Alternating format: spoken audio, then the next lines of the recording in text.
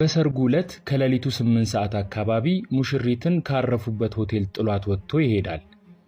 ለመሆኑ ለምን ካላችሁ በፍጹም የማትጠብቁት ያልተጠበቀ ነገር ስለገጠመው ነበር። በተለይ ለማግባት ያሰባችሁ ሰዎች ይህንን አስገራሚ ታሪክ ብትሰሙ ብዙ ነገር ትማሩበታላችሁ። ለመሆኑ አንድ ባል ሚስቱን አምኖ ለድግስ ወጪ አውጥቶ ተቀብያታለሁ ብሎ ካገባት በኋላ ጥሏት እንዲሄድ ያስገደደው ነገር ምን ሊሆን ይችላል? ነገር ግን ፉአድ ሙሽራውን በሰርጉ ዕለት ምሽት ጥሏት የጠፋበት ምክንያት በፍጹም የማትጠብቁትና ብዙሃንን ያነጋገረ ክስተት ነበር። ይሄ በአቡዳቢ ዱባይ ውስጥ የተከሰተና በፍቅር በክህደትና ማጭበርበር የተሞላ አስገራሚ እውነተኛ ታሪክ ነው።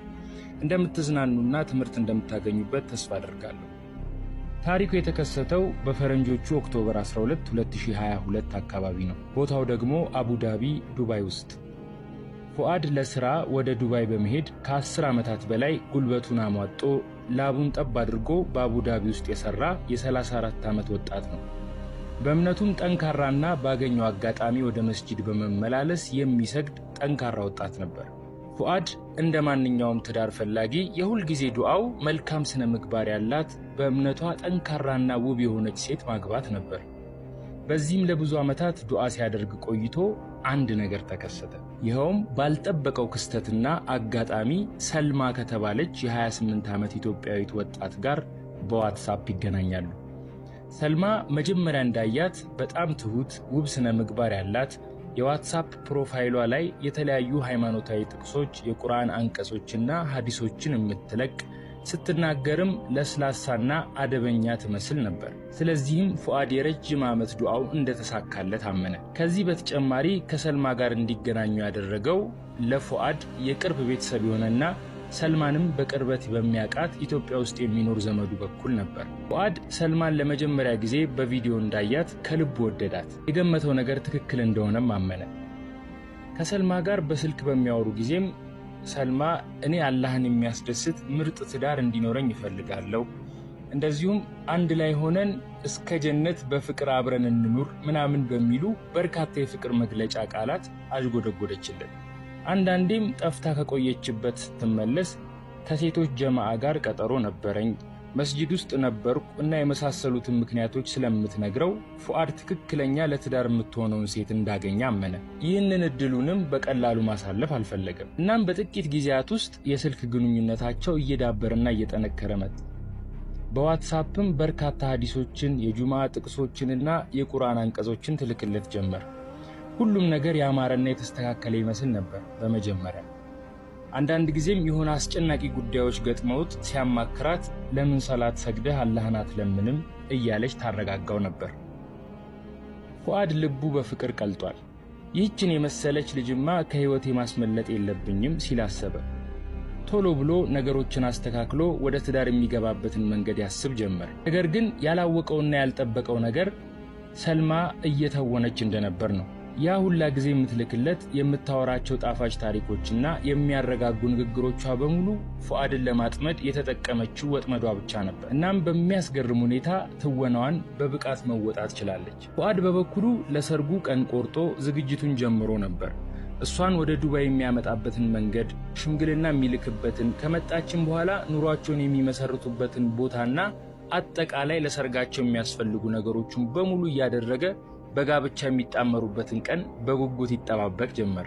ለሰልማም የዱባይ ፕሮሰሷን ጀምሮ አስፈላጊ የሆኑ ነገሮችን በሙሉ በአጭር ጊዜ ውስጥ ጨራረሰ። እናም ለመጀመሪያ ጊዜ በአካል የሚገናኙበት ቀን ቅርብ ሆነ።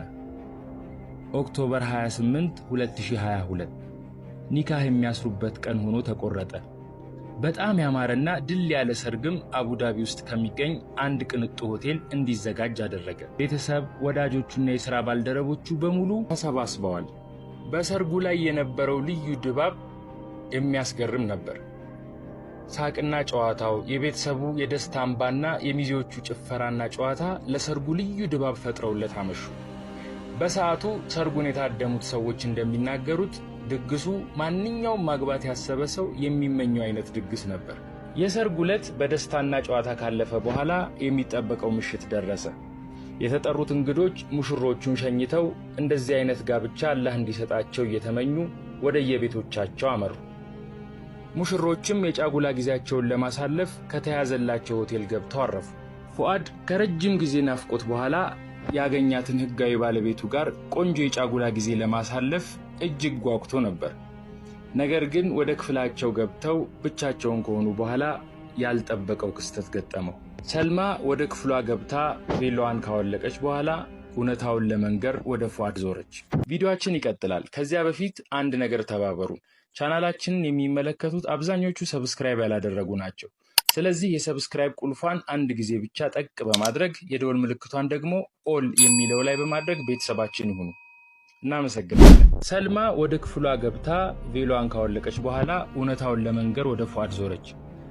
ከዛም አይኑን እያየች በድፍረት ባልተጠበቀ ሁኔታ እስካሁን የደበቀችውን እውነታ አፈረጠችው። ፉአድ አለች ሰልማ አይኖቹን እያየች፣ በመካከላችን ምንም ነገር ከመፈጠሩ በፊት ያልነገርኩህና ማወቅ ያለብህ አንድ ነገር አለ። ፉአድ ልቡ ቀጥ አለ። በአእምሮ ላይ ብዙ ነገሮች እየተመላለሱበት ራሱን መጠየቅ ጀመረ። ታማ ይሆን ወይስ ከኔ በፊት ትዳር ነበራት? ምናልባት ልጅ ቢኖራትስ? በርካታ ጥርጣሬዎች በልቡ ላይ ተፈጠሩ። እኔ ያሰብካት አይነት ሴት አይደለሁም። ሃይማኖተኛም እንዳሰብካት አይነት ጨዋ ሰውም አልነበርኩም።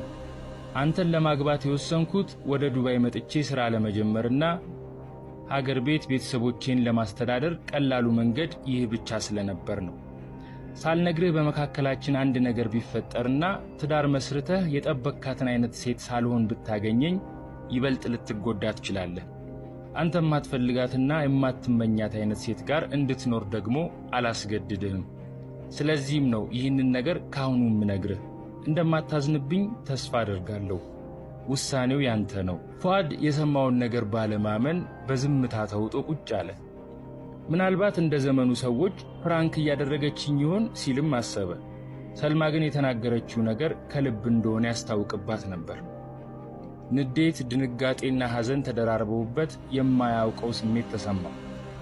ከዚህ በላይ እዚያ ክፍል ውስጥ መቆየቱ የማይፈልገው መጥፎ ስሜት ውስጥ ሊከተው ስላሰበ ሌሊት 8 ሰዓት ላይ ሙሽሪትን ክፍል ውስጥ ብቻዋን እንዳለች ጥሏት ወጣ። በመንገድ ላይ ብቻውን እየሄደ የተደበላለቁ አይነት ስሜቶች ይሰሙት ነበር። እንዳሰብኳት አይነት ሴት ባትሆንስ? ከወደድኳት እሷ እንደፈለገችው ቤተሰቧን እየረዳን መኖር አንችልም ነበር? መጀመሪያስ ለምን ዋሸችኝ? ለምን ትቻት ወጣው? መመለስ ነበረብኝ? ለምን ደበቀችኝ? የተለያዩ ጥያቄዎች እየተመላለሱበት ወዴት እንደሚነዳው ሳያውቅ ጉዞውን ጀመረ። በእርግጥ ትዳር በውሸት ላይ ተመስርቶ የሚገባበት ህይወት እንዳልሆነ ሁላችንም እናውቃለን። ከትዳር በፊት ሁሉንም ነገር ማወቁ አስፈላጊ ብቻ ሳይሆን ግዴታም ጭምር እንደሆነ ይህ ገጠመኝ ያስተምራል።